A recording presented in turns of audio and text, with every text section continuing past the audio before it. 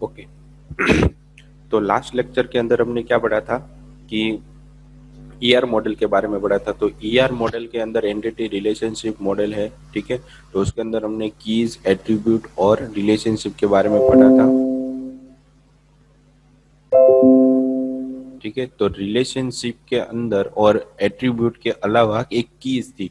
तो की कैसे किस टेबल को देते हैं, फिर उसका यूज हम कैसे करते हैं, ठीक है। फिर उसको हम डेटा टेबल के अंदर कैसे डिफाइन कर सकते हैं, फिर कितने एट्रीब्यूट की मदद से हम की बना सकते हैं। तो उसके बहुत सारे वर्जन है, टाइप। और जो भी हम की बना रहे हैं, ठीक है, वो किस फॉर्म में होती है, किस लेवल पे होती है। तो उसका भी यहाँ पे क्या दिया है कि एक लेवल दिया है, जनरलाइजेशन, स्पेशलाइजेशन और एग्रीगेशन, ठीक है। और उसके बाद यहाँ पे की दी हुई है। तो पहले हमें आज के लेक्चर के अंदर हम पढ़ने वाले ये चार टॉपिक, जनरलाइजेशन क्या होता है, स्पेशलाइजेशन क्या होता है, एग्रीगेशन और कीज। तो हम अपने जनरलाइजेशन के टॉपिक की तरफ आगे बढ़ते हैं, ठीक है। तो जनरलाइजेशन का मतलब क्या हो गया कि आप जब भी टेबल बनाते हो या कोई फील्ड बनाते हो, तो फील्ड के बारे में या फिर एंटिटी के बारे में आपको पहले डिफाइन मतलब सोचना होता है कि उस एंटिटी के अंदर किस किस तरीके के एट्रीब्यूट आ सकते हैं, ठीक है। जिसके साथ वो कॉमन एट्रीब्यूट आते हो तो उसको आप क्या बना सकते हो, एक सुपर क्लास बना सकते हो। जैसे हम प्रोग्रामिंग के अंदर करते हैं कि क्लास के अंदर मुझे पर्सन देना है, तो जो फैकल्टी और यहाँ पे दिखाए हुए कि फैकल्टी और स्टूडेंट नाम का दो एंटिटी दिए हुए, उसका रिलेशन किसके साथ है, पर्सन के साथ है। तो पर्सन के साथ कैसे रिलेशन बना, तो पर्सन का नाम होगा वो फैकल्टी का भी नाम हो सकता है, मतलब कोई भी व्यक्ति है वो एज अ फैकल्टी भी हो सकता है और एज अ स्टूडेंट भी हो सकता है। तो यहाँ पे कोई पर्सन कभी पढ़ाने भी जाता जा सकता है और वो किसी नई टेक्नोलॉजी में उसको एनरोल, उसने स्टडी भी कर रहा होगा, मतलब खुद से कुछ सीख भी रहा होगा। तो एज अ स्टूडेंट भी होगा और एज अ फैकल्टी होगा। तो दोनों के अंदर मुझे जब भी मैं एंट्री बनाता हूँ तो एट्रीब्यूट बना, तो उसके अंदर मुझे उसके नेम हर एक फील्ड में देने पड़ेगा। समथिंग स्टूडेंट है तो उसका भी नेम रहेगा और फैकल्टी होगा तो उसका भी नेम रहेगा। तो दोनों में ये चीज़ कॉमन आ रही है, नेम। तो तो मैं क्या कर रहा हूँ, उसका एक मेन पेरेंट क्लास बना रहा हूँ पर्सन नाम का, और उसके अंदर नेम दे रहा हूँ। जब भी मुझे फैकल्टी बनाऊंगा तो उसका नाम कहाँ से डायरेक्टली ले लेगा, वो पर्सन के अंदर से वो ले लेगा, ठीक है। मतलब वो चीज़ क्या होगी, कॉमन होगी ना। मतलब डेटाबेस के अंदर मुझे बार बार फील्ड बनाने की जरूरत नहीं, ताकि हमारा डेटा क्या हो जाएगा कि डिपेंडेंसी उसकी कम हो जाए, मतलब डुप्लीकेट डेटा जो आएगा वो कम हो जाएगा। मतलब फैकल्टी के अंदर भी नाम लिखा था सेम था और स्टूडेंट के अंदर भी नेम लिखा था वो सेम, तो दो बार हमें लिखना पड़ेगा, ठीक है। तो हम यहाँ पे जो कॉन्सेप्ट यूज कर रहे हो जनरलाइजेशन का यूज कर रहे हैं, जिसकी मदद से हमारे जी डुप्लीकेट एंट्री है वो कम हो जाती है। और उसके जो अप्रोच होते हैं वो कैसे होते हैं, बॉटम अप अप्रोच। मतलब फैकल्टी स्टूडेंट है, दो अलग अलग तरीके की एंटिटी हमने बनाई, तो दोनों के अंदर जो कॉमन होगा उसके बेस पे हम उसको मेन क्लास बनेंगे, मतलब सुपर क्लास बनाएंगे, ठीक है। तो ये बॉटम से अप जाने वाली अप्रोच थी। तो यहाँ पे उसके बारे में और ज़्यादा लिखा हुआ है कि generalisation is like a bottom up approach in which two और more entity of lower level. मैंने आपको बताया कि लोअर लेवल में एक से ज़्यादा या दो से ज़्यादा आपके पास एंटिटी हो तो उसके अंदर जो कॉमन चीज़ आती है उसको आप एक सुपर एंटिटी के अंदर स्टोर करवा सकते हो, ताकि आपकी जो डिपेंडेंसी डुप्लीकेट की है वो यहाँ से ख़त्म हो जाएगी। तो इसको यहाँ से बॉटम में से अप में लेके जा रहे हैं, तो इसके बॉटम अप अप्रोच बोला जा सकता है, ठीक है। तो यहाँ पे लिखा है lower level combine to form a high level entity, मतलब दो लोअर लेवल एंटिटी को कंबाइन करके हम उसको पेरेंट क्लास में लेके जा रहे हैं, तो उसे हाई लेवल एंटिटी के अंदर हम स्टोर करवा सकते हैं। फिर है यहाँ पे generalisation is more like a sub class. मतलब मेरे पास क्या है, फैकल्टी और स्टूडेंट के दो सब क्लास है and one is a super class as a person, ठीक है। तो इस सिस्टम के अंदर ये सारा कुछ बना रहता है और दोनों के बीच में जो रिलेशनशिप बनता है वो इज अ रिलेशन बनता है। मतलब वो है पर्सन फैकल्टी भी है और पर्सन स्टूडेंट भी है, मतलब इज अ रिलेशन बनता है, ठीक है। But only difference is the approach. Generalization uses the bottom-up approach. In generalization, entity are combined to form a more generalized entity. मतलब दो या तीन तरीके की एंटिटी को जो एट्रीब्यूट जो कॉमन हो रहे हैं उसको यूज कर सकते हैं, ठीक है। तो sub class are combined to make a super class, मतलब कम सब क्लास है वो कंबाइन होने के बाद क्या बनता है, उसका सुपर क्लास बनता है जो कॉमन एंटिटी आएगी। तो उसके लिए यहाँ पे आपको एग्जांपल दिया हुआ है, faculty and student entity can be generalise and create a high level entity person, मतलब फैकल्टी और स्टूडेंट दो लोअर लेवल एंटिटी वो मिलके क्या बनाती है, पर्सन नाम की एक हाई लेवल एंटिटी बनाती है। तो हमें जो चीज़, तो इससे समझ में क्या आ रहा है कि जनरलाइजेशन के अंदर जब भी हम अलग अलग एंटिटी बनाते हैं तो उसके अंदर जो कॉमन चीज़ें आती है उसको एक नए क्लास के अंदर ऐड करवा दो। ये हमें समझ में यहाँ से इसकी जनरलाइजेशन के कॉन्सेप्ट से आता है। ठीक है। फिर उसके बाद आ जाता है कि स्पेशलाइजेशन। जैसे आप किसी प्रोफेशनल वर्किंग हो रहे, जैसे कि आप कोडिंग हो कर रहे हो या डॉक्टर हो, तो किसी को पेशेंट को हैंडल करता है। ठीक है। तो ये क्या हो गया, वन टाइप ऑफ स्पेशलाइजेशन हो गया। तो स्पेशलाइजेशन के अंदर क्या होता है कि उसके अंदर भी इज अ रिलेशन ही होता है, पर उसके आधार पर हमें एम्प्लॉय के आधार पर उस हमें डिसाइड करना होता है कि एम्प्लॉय है तो किस तरीके का है। तो एक डिपार्टमेंट के अंदर बहुत सारे तरीके के एम्प्लॉय हो सकते हैं, कोई मैनेज करता है, कोई कोई मार्केटिंग करता है, कोई कोडिंग करता है या कोई प्रोग्रामिंग करता है। ठीक है। तो ये चार चीज़ें क्या होगी कि एम्प्लॉय है तो सही, कोई कॉलिंग करता है। ठीक है। तो ये सारे डिपार्टमेंट अलग अलग हो गए। तो इन सबको मुझे फर्दर डिवाइड करना हो तो मुझे यहाँ पे स्पेशलाइजेशन नाम के कॉन्सेप्ट को यूज करना पड़ेगा। समथिंग मेरे पास एम्प्लॉय है तो सही, पर वो किस डिपार्टमेंट से है, तो किसका उसका काम क्या है एग्जैक्टली उस डिपार्टमेंट के अंदर। तो यहाँ पे टेस्टर भी हो सकता है और यहाँ पे डेवलपर भी। तो टेस्टर कभी भी कोडिंग नहीं करता, उसे वो एनवायरनमेंट को समझना होता है कि इसके अंदर मुझे क्लाइंट को कुछ देना है, तो इस तरीके से क्लाइंट को इजी तरीके से देना है ताकि उसे समझ में आ जाए कि भाई इस तरह से भी डेटा को एक्सेस किया जा सकता है। ठीक है। तो ये सिंपल थिंकिंग होगी कि एम्प्लॉय है तो सही, पर उसके अंदर फर्दर किस पार्ट के अंदर डिवाइड होना। तो ये टेस्टर हो गया, उसका स्पेशलाइजेशन हो गया। डेवलपर हो गया तो उसका एक स्पेशलाइजेशन हो गया। ठीक है। तो इसकी अप्रोच क्या रहती है कि टॉप टू बॉटम में आता है, employ is a developer and employ is a tester. ठीक है। तो यहाँ पे लिखा है कि specialisation is a top down approach, मतलब ऊपर से उसको फर्दर डिवाइड किया जाता है। And it is opposite to generalisation, मतलब जनरलाइजेशन के बारे में हमने जो अभी पढ़ा उसको ये उल्टा होता है। Generalisation generally bottom to up होता है, जबकि स्पेशलाइजेशन टॉप टू बॉटम होता है। In specialisation in specialization one higher level entity can be broken down into two lower level entity, मतलब हाई लेवल की एंटिटी है उसको आप फर्दर किस पार्ट के अंदर डिवाइड कर रहे हो। ठीक है। तो लोअर लेवल एंटिटी के अंदर सब पार्ट में कन्वर्ट हो जाएगी।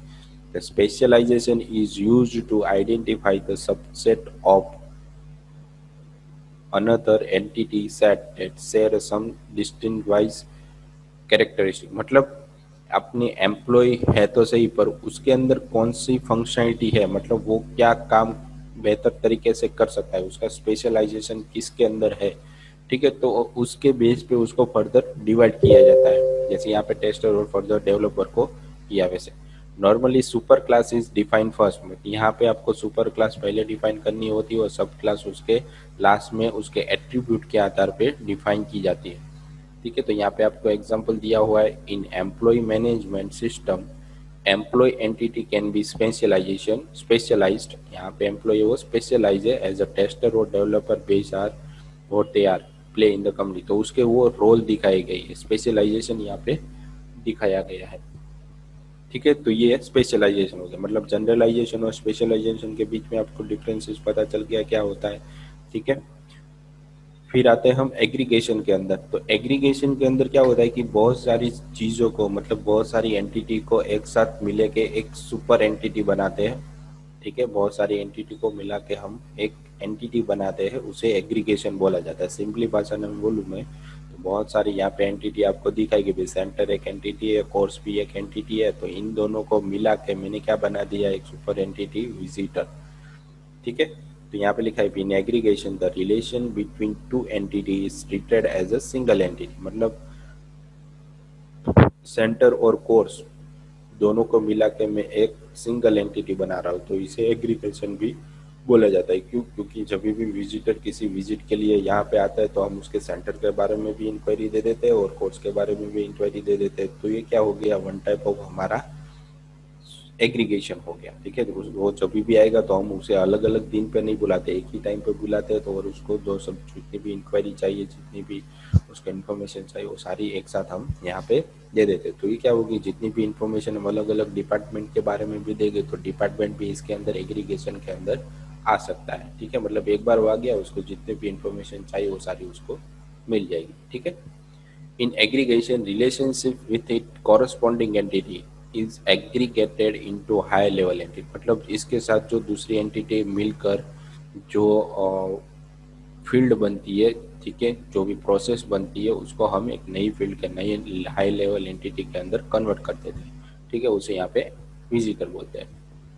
ठीक है, मतलब ये चीज एग्रीगेशन होगी। फिर उसका एग्जांपल के डिटेल में बताया गया कि centre entity offer the course entity act as a single entity in relationship which is relationship with another entity as a visitor. मतलब सेंटर और कोर्स दोनों साथ में मिलके एक सिंगल एंटिटी बनते हैं। उसको जो उसके बीच में जो रिलेशनशिप है ऑफर का, ठीक है, तो वो साथ में मिलकर पूरी एंटिटी सिंगल एंटिटी मिलके वो विजिटर को दे देता है इंक्वायरी के रूप में। फिर if a visitor visit a coaching centre then he will never inquire about the course। ठीक है, अगर वो कोचिंग सेंटर के लिए जाए तो कोर्स के बारे में कभी इंक्वायरी नहीं करता, तो कोर्स ओनली और just about the centre instead he will ask inquiry. अगर वो उसके बारे में पूछता है तो उसको इंक्वायरी देते हैं। ठीक है, तो ये एग्रीगेशन हो गया। मतलब जितना भी डेटा है बहुत सारी एंटिटी को सिंपली, बहुत सारी एंटिटी को मिला कर जो फील्ड बनती है उसे, जो एंटिटी बनती है उसे एग्रीगेशन बोला जाता है। ठीक है, तो इसका यहाँ पे एग्जांपल भी आप दे सकते हो और अपनी तरीके से नया एग्जांपल भी यहाँ पे कोई ऐड करवा सकते हो। ठीक है, तो ये हमारे पास ये तीन तरीके के टॉपिक्स थे, जनरलाइजेशन, स्पेशलाइजेशन और एग्रीगेशन। ये आपको बहुत ज़्यादा आगे काम आएंगे। ठीक है, तो ये आपको समझना है। जैसे आप C++ में जाते हैं तो यही कॉन्सेप्ट वहाँ पे यूज होता है। ठीक है, तो ये ज़्यादा बहुत अच्छी तरीके से आपको यहाँ पे समझना है। समझने के बाद आपने ये देख तो लिया, पर देखने के बाद उसके अंदर कौन से फंक्शनलिटी अप्लाई करनी है तो ये आपको टॉपिक याद होना चाहिए, भाई इसके अंदर आता है, ये इसके अंदर आता है। ठीक है, फिर उसके बाद आ जाती है कि कीज़ के बारे में हमें पढ़ना था। तो हमारे पास बहुत सारी डिफरेंट डिफरेंट तरीके की कीज़ है। तो कीज का यूज यहाँ पे बहुत ज़्यादा तरीके से हम कर सकते हैं। कैसे, तो कभी जो भी हम टेबल्स बनाते हैं, मतलब ये मेनली आपको डेटाबेस के अंदर वर्क करेगी। ठीक है, वहाँ पे आपको फिर जैसे जब भी आप कोई प्रोजेक्ट बनाते हो तो प्रोजेक्ट के अंदर आपको समझाया नहीं जाएगा भाई ये की होती है, इस तरीके से इसको बनाया जाता है, इस तरीके से इसे यूज किया जाता है, इसका फायदे क्या है, इसके एडवांटेजेस क्या है, डिसएडवांटेज क्या है। तो ये आपको वहाँ पे नहीं, ये आपको सारा कुछ डेटाबेस के अंदर ही पढ़ना होता है। ठीक है, वो अलग से कोई नहीं, जहाँ जब आप प्रैक्टिकल करोगे तभी वो आपको पता चलेगा इसके बारे में भी। ये टेबल्स होते हैं, इसके अंदर फील्ड्स होते हैं, इसको एट्रीब्यूट बोला जाता है। ठीक है, तो ये उस जगह पे यूज आता है। तो कीज कितनी तरीके की होती है वो हम यहाँ पे पढ़ने वाले। तो कीज का मतलब क्या हो गया, एक टेबल के अंदर कीज का क्या रोल है। ठीक है, तो हमें यहाँ पे दो एंटिटी दिखाई गई है, एक स्टूडेंट नाम की है और एक पर्सन नाम की है। ठीक है, और स्टूडेंट नाम के एंटिटी के अंदर बहुत सारे एट्रीब्यूट है, आईडी, नेम, एड्रेस और code. Same as it is person नाम के एंटिटी के अंदर भी name, date of birth, passport, licence number और एसएसएन नंबर का एक बहुत सारी एट्रीब्यूट दी हुई है। तो कीज का रोल बहुत सारा इंपॉर्टेंट रोल्स है। Key plays the important role in a relational database. मतलब डेटाबेस के अंदर उसका बहुत ही इंपॉर्टेंट रोल है। It is used to identify any record और row on a data from a table. Table के अंदर जो भी हमें रिकॉर्ड या रो दी हुई है उसके अंदर उस रो को पहचानने के लिए कि कौन सी रो मुझे चाहिए, तो उसको पहचानने के लिए हम उसको एक की देते हैं, भाई इस नंबर का, इस नंबर की रो मुझे चाहिए। तो जब भी हमारे टेबल के अंदर हजारों रिकॉर्ड पड़े होंगे तो उसमें से उस रो को फाइंड करेगा और उसके अंदर जो रिकॉर्ड पड़ा होगा वो मुझे देगा। ठीक है, तो इस तरीके से की का रोल होता है। मतलब किसी भी तरीके के डेटा को आपको बहुत सारे डेटा में से फिल्टर करके वो देता है। ठीक है, it is also used to establish and identify relationship between tables. मतलब वो टेबल के साथ एक यूनिकली रिलेशनशिप बनाता है। ठीक है, अगर आपने एक टेबल बनाया स्टूडेंट नाम, तो स्टूडेंट के अंदर बहुत सारे स्टूडेंट है, उसके नाम, फोन नंबर है, पर कौन सा स्टूडेंट आपको यूनिकली चाहिए, तो वहाँ पे बहुत सारे स्टूडेंट के नाम भी सेम हो सकते हैं, उसका एड्रेस भी सेम होगा, उसके कोर्स भी सेम होते हैं। तो आप कोर्स के आधार पे जब भी रिकॉर्ड फाइंड करोगे भाई इस नाम का स्टूडेंट मुझे मिलना चाहिए, तो वहाँ पे 5 तरीके के स्टूडेंट, तो आपको 5 मिल जाएगी, पर यूनिकली आपको कभी भी मिलेगा नहीं। तो उसको आइडेंटिफाई करने के लिए हमेशा टेबल के अंदर एक आईडी हमें बनानी पड़ती है, जो ऑलवेज क्या रहती है, यूनिक रहती है। ठीक है, तो समथिंग 5 नंबर का रिकॉर्ड मुझे चाहिए, तो वो 5 नंबर की रो में जाएगा, वो जहाँ पे उसका रिकॉर्ड पड़ा होगा वो मुझे वहाँ से उठा के दे देगा, मतलब 5 नंबर का ही रिकॉर्ड मिला, उसके अंदर डुप्लीकेट डेटा का भी वो देगा नहीं, और उसके अंदर हम डुप्लीकेट डेटा भी नहीं डाल सकते। तो ये उसके एडवांटेजेस है, हमें पर्टिकुलर रिकॉर्ड ही देता है हजारों रिकॉर्ड में से। ठीक है, जो हमें चाहिए। फिर एग्जाम्पल के फॉर्म में यहाँ पे दिखाया भी, इन स्टूडेंट टेबल, मतलब इस वाले टेबल के अंदर ID is used as a key because it is unique for each student. ठीक है, तो यहाँ पे आईडी आपको जो ब्लू कलर की दी हुई है वो आपकी क्या है, एक की है। क्यों? क्योंकि इसके अंदर हर एक स्टूडेंट की एक जनरेट यूनिक आईडी होती है, जिसके आधार पे हम उस स्टूडेंट को फाइंड कर सकते हैं। ठीक है, और दूसरे पर्सन वाले टेबल के अंदर हमने किसी भी तरीके की बनाई नहीं है। ठीक है, तो उसके अंदर मुझे यूनिकली डेटा फाइंड करना है, तो मुझे एक साथ 3 फील्ड का यूज करना पड़ेगा, पासपोर्ट नंबर, लाइसेंस नंबर और एसएसएन नंबर आर की। ये पासपोर्ट नंबर भी कभी भी डुप्लीकेट नहीं होता। ठीक है, हम जो भी नंबर देते हैं पासपोर्ट बनाने जाते हैं, तभी भी किसी भी व्यक्ति का या किसी भी पर्सन का पासपोर्ट यूनिक डुप्लीकेट नहीं हो सकता, क्योंकि उसके अंदर जब भी प्रोसेस वो डाली होगी तो उसी तरीके से डाली होगी, किसी भी दो व्यक्ति का पासपोर्ट नंबर सेम नहीं होता। फिर लाइसेंस नंबर है, तो लाइसेंस नंबर के अंदर भी सेम थिंग रहती है।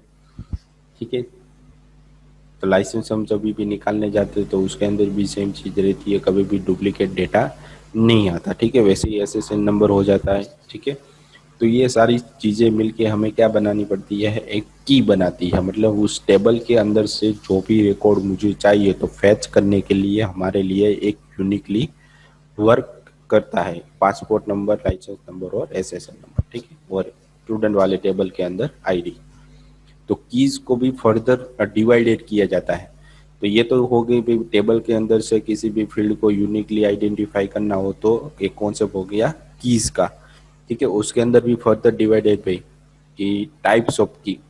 तो यहाँ पे 4 तरीके की दी हुई है, मेन उसकी यूज होने वाली की है 4, उसके आगे भी बहुत सारी है। ठीक है, वो मैं लास्ट में आपको बता दूंगा। तो यहाँ पे टाइप्स ऑफ की फर्स्ट कौन सी है, तो भाई प्राइमरी की है, फिर कैंडिडेट की है, फिर सुपर की है और फॉरेन की है। तो 4 की के बारे में हम इस लेक्चर के अंदर पढ़ने वाले हैं। तो पहले हम जाते हैं प्राइमरी की के बारे में। तो प्राइमरी की क्या होती है, तो it is a first key which is used to identify one and only one instance of a entity uniquely. मतलब पूरे टेबल के अंदर अंदर हम किसी एक फील्ड को ही प्राइमरी की दे सकते हैं, एक से ज़्यादा फील्ड को हम कभी भी प्राइमरी की नहीं दे सकते। तो एम्प्लॉय वाले टेबल के अंदर आपको यहाँ पे एम्प्लॉय अंडरस्कोर आईडी बताया, वो आपकी प्राइमरी की है। प्राइमरी के रूल्स क्या है, तो कि उसके अंदर कभी भी डुप्लीकेट डेटा आप स्टोर नहीं करवा सकते। आप जब भी डेटा स्टोर करवाने जाओगे तो आपको वहाँ पे वो एरर दे देगा, मतलब वो आपको कभी भी परमिशन देता नहीं। और जो भी डेटा आपके पास रहता है वो ऑलवेज किस फॉर्म में रहता है, यूनिक फॉर्म में ही रहता है, वो कभी भी उसके अंदर डुप्लीकेट डेटा नहीं डालने देता। जिस फील्ड को आप प्राइमरी की बनाओगे तो वो ऑलवेज आपके लिए क्या रहेगा, यूनिक फील्ड रहेगा। ठीक है, और पूरे टेबल के अंदर वो एक ही फील्ड को, मतलब एक ही एंटिटी को दिया जाता है। ठीक है, एक से ज़्यादा दोगे तो परमिशन नहीं होती टेबल के अंदर। ठीक है, तो यहाँ पे दिखा है भी an entity can contain a multiple key as we show in a person table. तो एक साथ बहुत सारी की हम बना सकते हैं, पर प्राइमरी की ऑलवेज एक ही बना सकते हैं पूरे टेबल के अंदर। ठीक है, आपको किसी को बताना है कि भाई मेरे पास ये की है, तो आप उसके अंदर कौन सी प्राइमरी की है। तो एम्प्लॉय आईडी प्राइमरी की और पासपोर्ट नंबर, लाइसेंस नंबर और एसएसएन नंबर आपकी नॉर्मल की है। ठीक है, इसके अंदर आपको डुप्लीकेट डेटा आता तो नहीं है, पर एज ए की के रूप में आप यूज कर सकते हो। ठीक है, the key which is most suitable from those list become a primary की। जो फ्रॉम जो हमारा लिस्ट होता है उसके अंदर जो प्राइमरी की है उसका हम सबसे ज़्यादा यूज़ करते हैं डेटा को फाइंड करने के लिए। फिर एग्जाम्पल के रूप में दिया भी, in the employ table ID can be primary key since it is unique for each employee. मतलब हर एक एम्प्लॉय के लिए एम्प्लॉय आईडी यूनिक रहती है, वो कभी भी डुप्लीकेट नहीं होती। फिर लिखा है we can even select a licence number and passport number as a primary key since they are also unique. हम उसको प्राइमरी की के रूप में यूज कर सकते हैं। ठीक है, इवन सिलेक्ट करवा सकते हैं। For each entity selection of the primary key is based on the requirement and developer। Primary की हम किसी भी फील्ड को डेवलपर या रिक्वायरमेंट के आधार पे दे सकते हैं। ठीक है, तो यह प्राइमरी की के रूल्स हो गए।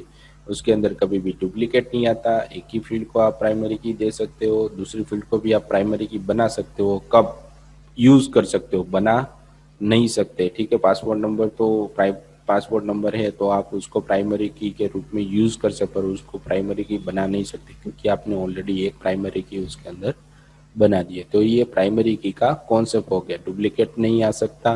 ठीक है, और एक ही फील्ड को टेबल के अंदर प्राइमरी की दे सकते हैं। ठीक है, फिर उसके बाद आ जाता है दूसरी कैंडिडेट की। तो कैंडिडेट की इज एट्रीब्यूट और सेट ऑफ एन एट्रीब्यूट। देखो मैंने क्या बोला यहाँ पे, कैंडिडेट की इज अ एट्रीब्यूट और सेट ऑफ एट्रीब्यूट। मतलब ग्रुप में दो तीन फील्ड है, उसको मिला के हम एक कैंडिडेट की यहाँ पे बना सकते हैं। ठीक है, तो यहाँ पे लिखा है employ ID, employ name, address, यहाँ पे पासपोर्ट नंबर, लाइसेंस नंबर और ऐसा तीनों को मिला के हमने क्या किया है, एक कैंडिडेट की बनाई है। ठीक है, तो तीनों को मिला के हमने क्या बनाई, कैंडिडेट। तो कैंडिडेट की ऑलवेज कैसे बनती है, दो या दो से ज़्यादा फील्ड को एक साथ मिला के फिल्टर करके हम जो की बनाते हैं उसे कैंडिडेट की बोल सकते हैं। ठीक है, यहाँ पे एम्प्लॉय आईडी है, वो प्राइमरी की तो है ही। The remaining attribute except for primary key, मतलब एम्प्लॉय आईडी के अलावा आप किसी भी फील्ड को ग्रुप बना के कैंडिडेट की बना सकते हो, पर एम्प्लॉय आईडी को कभी आप यूज नहीं कर सकते क्योंकि वो ऑलरेडी प्राइमरी की है। ठीक है, तो ये आपको ध्यान रखना है कि एम्प्लॉय आईडी के अलावा किसी भी फील्ड को आप चूज कर सकते हो और ग्रुप बना सकते हो, और उसके आधार पे जो डेटा मिलेगा, जो की बनेगी, उसे कैंडिडेट की कहा जाता है। The candidate key are as strong as primary key. मतलब कैंडिडेट की अपनी जो दो तीन फील्ड एक साथ मिला के बनाई है वो एज वेल एज प्राइमरी की के बराबर होगी। तो प्राइमरी की और कैंडिडेट की में डिफरेंसेस क्या हो गया, तो प्राइमरी की यूनिक होती है, डुप्लीकेट नहीं होता। कैंडिडेट की बहुत सारी फील्ड को मिला के कैंडिडेट की बनती है, और दोनों की जो ग्रुप के अंदर जो फील्ड बनी है वो सेम एज स्ट्रॉन्ग प्राइमरी की होती है। फिर एग्जाम्पल के रूप में आपको यहाँ पे बताया कि in the employ table ID is a best suited for primary key. मतलब आईडी है वो आपकी बेस्ट, सबसे ज़्यादा यूज होने वाली प्राइमरी की है। फिर इसके बाद रेस्ट ऑफ द एट्रीब्यूट, मतलब एसएसएन, पासपोर्ट और लाइसेंस आर प्राइमरी की, पर उसको ग्रुप में मिलाकर आप एज अ कैंडिडेट की उसको यूज कर सकते हैं। ठीक है, तो कैंडिडेट की कैसे बनती है, ग्रुप में बनती है। प्राइमरी की ऑलवेज यूनिक रहती है कि फील्ड को आप दे सकते हो। फिर उसके बाद है सुपर की।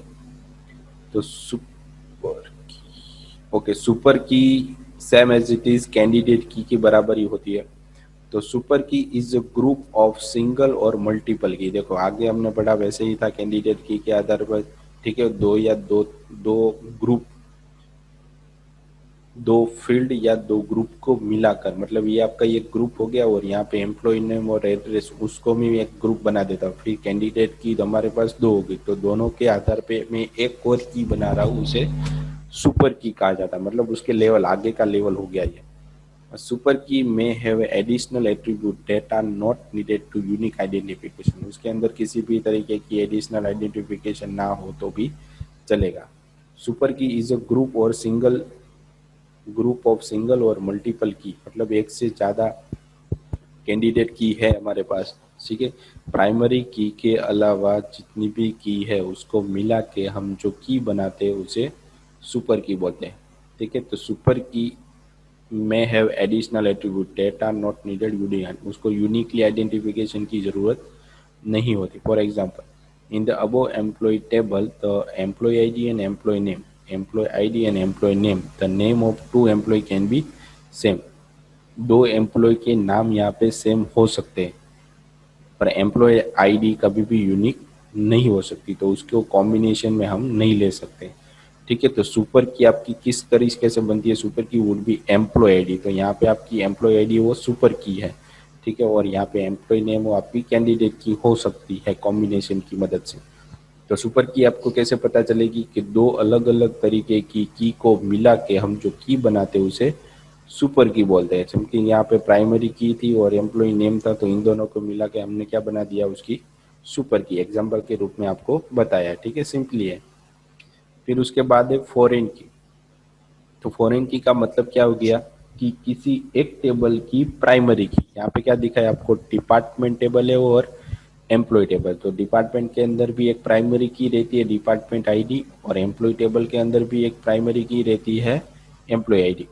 तो मैं यहाँ पे क्या कर रहा हूँ कि किसी कोई एम्प्लॉय है तो उसका डिपार्टमेंट कौन सा है वो मुझे जानना हो, तो मुझे उसके डिपार्टमेंट के आधार पे मिलेगा।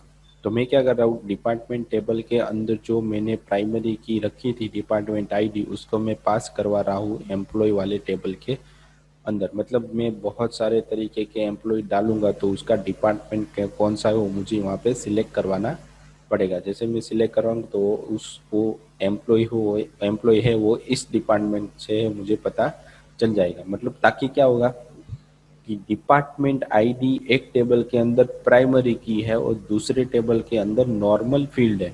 देखो समझना, ठीक है। एक टेबल के अंदर डिपार्टमेंट आईडी मतलब एक आईडी है वो प्राइमरी की है, और जब भी दूसरे टेबल में जाती है तो नॉर्मल की बनती है, तो इसको प्राइमरी की का वाला फॉरेन की कहा जाता है।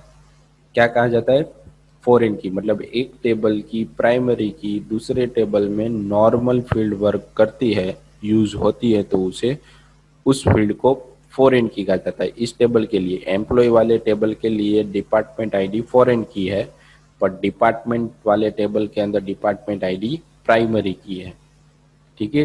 तो ये आपको समझना है, foreign key are the column of the table which is use to point the primary key of another table. Foreign key क्या होती है, foreign key are the column, foreign key क्या है, एक कॉलम है, column of a table which is used to point a primary key of another table। मतलब दूसरे table में वो प्राइमरी की है, पर फॉरेन की इस टेबल के अंदर वो क्या है, फॉरेन की है, तो इसे फॉरेन की भी यहाँ पे एज अ वर्क करवाते हैं। In company every employee work in a specific department, हर एक एम्प्लॉय एक स्पेसिफिक डिपार्टमेंट में वर्क करता है। And employee and department are two different entity, मतलब एम्प्लॉय और डिपार्टमेंट दोनों अलग अलग एंटिटी है। So we can't store the information of department in the employ table. So हम डिपार्टमेंट का डेटा हम एम्प्लॉय वाले टेबल के अंदर स्टोर नहीं करवा सकते, ठीक है। That's why we link these two tables through the primary key. So हम एक फॉरेन के आधार पे दो टेबल को ज्वाइन मतलब साथ में रख सकते हैं, तो इसे फॉरेन की भी कहा जाता है। जैसे हम कॉन्सेप्ट ऐसे इजीली कैसे समझ सकते हैं, हम कोई इंडियन है तो हम अमेरिका चले गए, तो इंडिया का वीज़ा तो मेरे पास है ही, मेरे पास वोटर आईडी तो है ही, तो मैं इंडिया के अंदर तो एज ए क्या हुई, एक यूनिक हूँ ना, मतलब यूनिक मेरे पास नंबर है, फिर मैं इस नंबर का व्यक्ति हूँ। तो वो आप क्या कर रहे हो कि दूसरे देश में जा रहे हो तो आपको वहाँ पे क्या करना पड़ेगा, एज ए वहाँ का भी वीज़ा लेना पड़ेगा ना, ताकि उसको पता चले कि भाई ये व्यक्ति कहाँ से आया था एग्जैक्टली। तो क्या हो गया, वहाँ पे वो फॉरेनर हो गया वन टाइप ऑफ, ठीक है। तो ऐसे ही फॉरेन की इस टेबल के अंदर यूज होती है।